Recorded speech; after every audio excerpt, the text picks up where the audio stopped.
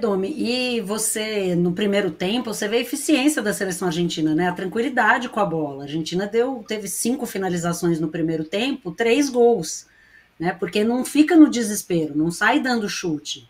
Né? Não sei, não lembro agora se é o primeiro ou o segundo gol da Argentina, a bola passa por 7 jogadores da seleção argentina para chegar no gol. Né? Tem uma tranquilidade na construção da jogada, tem uma tranquilidade na troca de passes dentro da área. Né? A Argentina não se desespera com a bola, não precisa jogar de qualquer jeito. E o Brasil, jogando de qualquer jeito, ainda assim não conseguia chegar no gol. E por que não consegue chegar no gol? Porque não tem meio campo. Porque o Dorival acabou colocando um time que entrou na prática como um 4-2-4, sendo que formando essa linha de 4 defensiva, você tem o Wesley e o Arana, que não tem essa característica.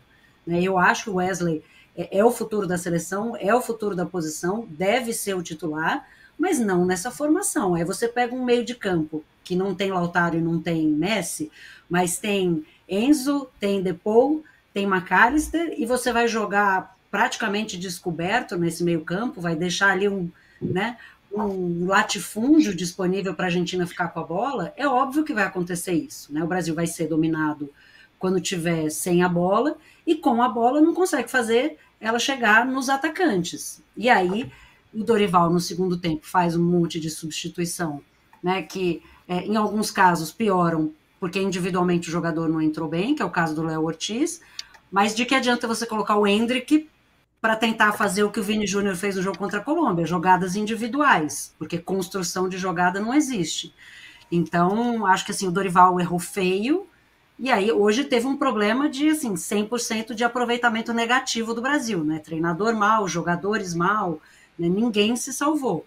Mas a estratégia inicial do Dorival foi muito ruim, ele demorou tempo demais para tentar corrigi-la, e aí o estrago já estava feito. Então não tem como tirar a responsabilidade do Dorival nessa derrota, mas realmente, mesmo esses jogadores do Brasil que a gente fala aqui, que são alguns dos melhores do mundo hoje, não jogaram absolutamente nada, e o Rafinha ainda passou a vergonha de ter que ser, no meio no intervalo, retirado do bolinho ali pelo Hendrick. Então, um menino de 18 anos, tirando o cara de 28 que meteu banca no podcast do Romário essa semana, do meio da briga para não tomar porrada. Então, essa é a situação atual do Brasil, que é passar vergonha com gosto.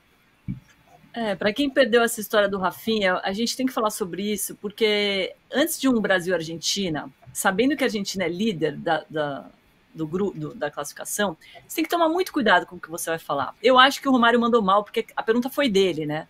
Abre aspas, jogar contra a Argentina, nossa maior rival, e agora sem o Messi, porrada neles? Foi exatamente isso que ele perguntou. E aí o Rafinha entrou na pilha, né? Falou assim, sim, porrada nele, sem dúvida, porrada nele. Mas, PVC, se o Romário quer fazer essa pataquada, o Rafinha não podia ter caído nessa pilha. Não podia, porque aí... Oi? Não, é isso. Eu não queria interromper, não. Porque ele deu uma munição para os jogadores da Argentina, e no final, assim, ele vai ser cobrado por essa cena patética, tomou o cartão amarelo, não vai jogar contra o Equador num jogo dificílimo lá em Quito, e uma confusão ali no intervalo, porque aí os jogadores vão provocar ele. Já estava na pilha antes de começar o jogo? Imagina agora. Ficou feio demais, hein? Passou vergonha. O Romário falou, primeiro que assim, o Dorival deixou algumas coisas, parece castigo, né? Rafinha, você falou essa bobagem, você vai ficar até o fim do jogo. E devia ter tirado, na minha opinião, no intervalo, porque ele correu o risco de ser expulso. E segundo o Hendrick, agora você entra lá e faz o gol. Ora, agora que precisava de posse de bola, você vai botar o Hendrick. O Romário chamou de babacas os jornalistas como eu, que disseram que a pergunta não faz sentido. Ele tem todo o direito de fazer a pergunta que ele quiser fazer, só que não foi uma pergunta. Foi um papo quinta série. E aí, porrada neles? Porrada neles. Qual é a pergunta? Qual é a pergunta? É diferente da Marília Gabriela tirar do Cazuz a história da AIDS. Cara, é completamente diferente do Rio Ferdinand tirar a história de como o Guardiola teve tratamento diferente com o Foden. A gente fala no intervalo. Boa. A gente está voltando agora, retomando a palavra aqui, porque a gente vai voltar para a TV ao vivo, então a gente fica no YouTube e na TV. Se você está vendo aqui com a gente, Manda mensagem aqui que eu estou lendo, não todas, mas estou lendo. Vocês da imprensa mandou aqui, ó, a única salvação é o Felipe Luiz, um superchat. Muito obrigada, hein, Felipe Luiz. É o meu voto também, mas está polêmico aqui na enquete. E já pela cara daqui, ó, dos nossos convidados, é bem polêmico esse meu voto e o seu aqui, de vocês da imprensa. Quem mais? Tem mais mensagem aqui, ó. Peco Paguá, mandando a covardia do Dorival de chamar o Endrick para o jogo é lastimável, deprimente, um ato final de desespero. Alícia, total, a gente tem que falar sobre isso, porque a gente cantou essa bola aqui no fim de papo, hein? Que ele ia fazer isso. E o Paulo César mandou também um superchat aqui, falando, sério mesmo que vocês querem acabar com a carreira do Felipe Luiz? Não queremos, queremos salvar nossa pele com essa seleção desesperadora. Por acaso alguém que torce para o Brasil quer que o Dorival fique, manda aqui no chat, tá? Por favor.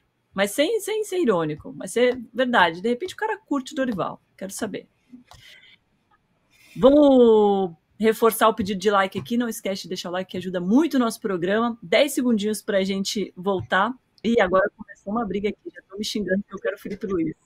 Pode me xingar, eu aceito. Estamos no ar aqui no Fim de Papo com este clima de 7-1. Foi 4-1 porque ficou barato, porque a Argentina fez o que quis em campo hoje. Cantou olé já com poucos minutos, 7 minutos de jogo já cantando olé. Um 4-1 lastimável. O Brasil não fez nada, não jogou, não viu a bola. Ficou pouco esse 4-1. Pior jogo da seleção brasileira desde o 7-1, é um tema que a gente está debatendo por aqui. Está assistindo a gente para a TV? Corre lá pelo YouTube para mandar sua mensagem, votar na nossa enquete quem deve ser o substituto de Dorival, porque a gente do Fim de Papo já caiu o Dorival, tá? Felipe Luiz, Abel, Jorge Jesus, Ancelotti ou outro, e aí você manda aqui no chat. PVC, você quer terminar só o seu raciocínio? Não, o que eu estava falando só, essa história do Romário tem todo o direito de chamar jornalistas como eu, que acharam a pergunta que não é pergunta, de chamar de babacas, perfeito. Não posso aqui me colocar de babaca. Eu só achei a pergunta babaca. A pergunta babaca, não. A pergunta ele tem todo o direito de fazer. Mas assim, cara, não tem uma pergunta. É um papo quinta série, cara. É assim, e aí? Porrada neles? Porrada neles. Que conteúdo tem nisso? Qual é o conteúdo disso? Quando você fala que o Rio Ferdinand entrevistou o Guardiola e perguntou para ele sobre o Foden, e o Guardiola respondeu que o Foden era um jogador diferente antes de ganhar a Champions League, que era muito mais difícil lidar com ele. Putz, não é porque o cara é jogador, é porque, como entrevistador, o Rio Ferdinand puxou uma coisa inteligente. A gente precisa prezar a vida inteligente, pelo amor de Deus. Pelo amor de Deus. Não pode ser só o caça-clique, mas Deus então, do céu. A gente tem que trocar o Dorival, cara, porque ele não foi vida inteligente hoje em campo, e ele não tem sido. Não, tudo bem. É outro tipo de vida não inteligente. Eu estou falando que a gente está discutindo há 48 horas uma conversa de 2 alunos de 4ª série, cara. É inacreditável isso. E isso aqui, beleza, tem todo jeito de ter um podcast dele, perfeito. Vamos lembrar que o Romário já tomou porrada do Chile também, né? 4-0 para o Chile. Ele estava em campo lá em Córdoba, no 87. Chile 4, Brasil 0. As pessoas têm pouca memória, né? Mas o Romário tomou 4-0. Foi um vexamaço da história da seleção brasileira. O Brasil não tomava 3 gols de diferença da Argentina desde 64, não tomava 4-1 desde 59, mas tomou 4-0 no Chile em 87, com o Romário em campo o segundo tempo inteiro. Só para lembrar, só para constar, porrada em nós.